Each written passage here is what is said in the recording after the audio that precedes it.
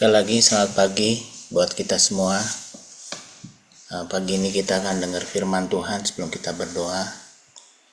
Setiap orang yang saya lihat mempunyai di media sosialnya itu punya status ya. Saya suka baca keberadaan dia dari statusnya, sedang diberkati, lagi bermasalah. Saya suka lihat, saudara pun pasti suka. Nah, di tahun 2025 kemarin kita dapat nasihat dari Pak Oscar ya. Nah, sekarang kita mau lihat lagi status Anda tuh di tahun 2025 itu sebagai pendoa, sebagai anak-anak Tuhan, apa gitu. Ya, tadi saya katakan sebagian besar orang senang menulis statusnya di alat medianya ya. Tapi saya tidak berbicara itu, tapi saya mau bicara di sini status kita menurut Alkitab itu apa gitu. Yang sebenarnya firman Tuhan katakan. Kita menjadi orang yang beruntung karena kita punya status yang luar biasa. Firman Tuhan katakan sebab semua orang yang dipilihnya dari semula, mereka juga ditentukannya dari semula untuk menjadi serupa dengan gambaran anaknya, supaya ia, anaknya itu menjadi yang sulung di antara banyak saudara. Jadi di sini kita punya status luar biasa, yaitu orang pilihan Allah. Orang yang berdampak artinya. 2 tahun yang lalu, gereja punya tema berdampak. Nah, jadi kita harus paham di sini bahwa kita adalah orang pilihannya Tuhan, orang yang harus berdampak. Yang tidak hanya begitu saja, tapi punya dampak. Kita di dalam doa ini yang sudah 4 tahun harusnya berdampak. Kita ditentukan serupa dengan gambaran anaknya. Puji Tuhan, kemarin saya dengar dari kawan di Bandung bahwa Gereja Setiabudi sudah bisa memulai pekerjaan pembangunan gereja karena sudah dapat surat dari pemerintah. Ada satu surat yang dibutuhkan. Ini doa kita selama ini kita dijawab. Biarlah gereja boleh hadir dan itu berdampak di tengah-tengah masyarakat di sekitarnya. Kita lanjut. Saudaraku, hari-hari ini hamba Tuhan menceritakan bahwa Injil harus diberitakan.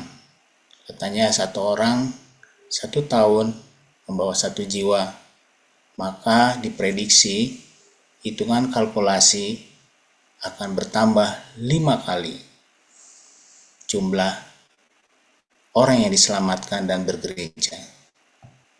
Jadi di sini kita dikatakan bahwa saudara dan saya adalah saksinya, karena saudara dan saya adalah orang pilihan Tuhan, orang-orang yang berdampak. Injil boleh terlihat kalau kita berdampak. Kalau kita seperti orang dunia, mereka pun sama aja gitu. Kita harus berbeda. Sebagai pendoa kita harus berbeda. Orang akan melihat saudara dan saya serupa dengan Tuhan Allah, dengan Tuhan Yesus. Orang akan melihat keselamatan itu dari saksi-saksi Tuhan Yesus, sehingga mereka mau datang kepada Tuhan Yesus. Apakah saudara setuju? Supaya bersama dengan Kristus, artinya hidupnya harus menurut Roh Kudus. Ya. Tingkah laku, cara berbicara, pandangan hidupnya, semua sesuai dengan apa yang Tuhan Yesus bilang. Di 1 Yohanes 2 ayat 6 dikatakan, ia harus hidup mengikuti jejak Kristus. 2025, kalau mau tambah 5 kali, kita harus hidup mengikuti jejak Kristus. Jadi kita harus sama-sama bergandengan tangan. Kita nggak hanya cukup teriak-teriak satu, satu, satu, 3 kali, 5 kali. Tapi kita harus hidup mengikuti jejak Kristus. Harus berdampak. Harus disiplin. Ya.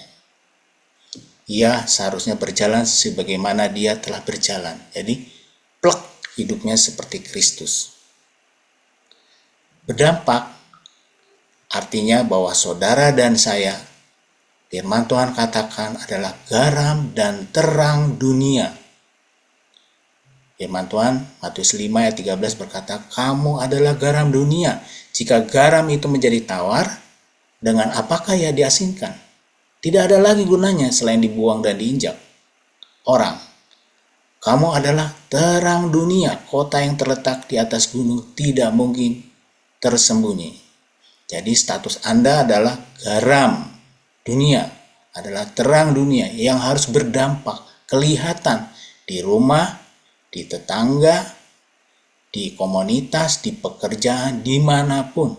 Sehingga orang melihat hidup bersama Kristus adalah hidup yang menyenangkan. Di waktu sulit ada pengharapan. Waktu berdosa ada pengampunan. Waktu berdoa ada jawaban.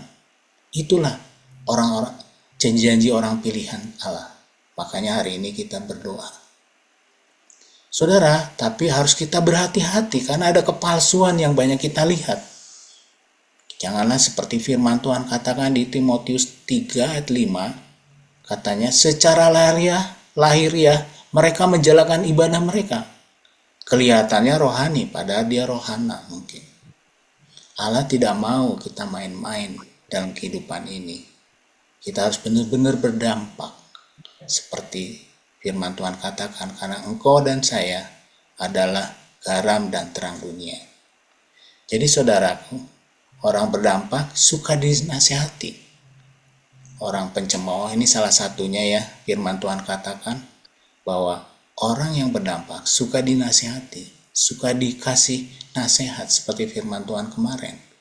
Pencemooh tidak, jangan-jangan kita adalah seperti firman Tuhan ini. Secara lahiriah mereka menjalani ibadah, tetapi sebenarnya mereka memungkiri kekuatan Injil itu. Jadi firman Tuhan katakan, janganlah engkau mengecam seorang pencemooh, supaya engkau jangan dibencinya. Jadi pencemooh yang memang banyak bicara ya. Kecamlah orang bijak, maka engkau akan dikasihaninya.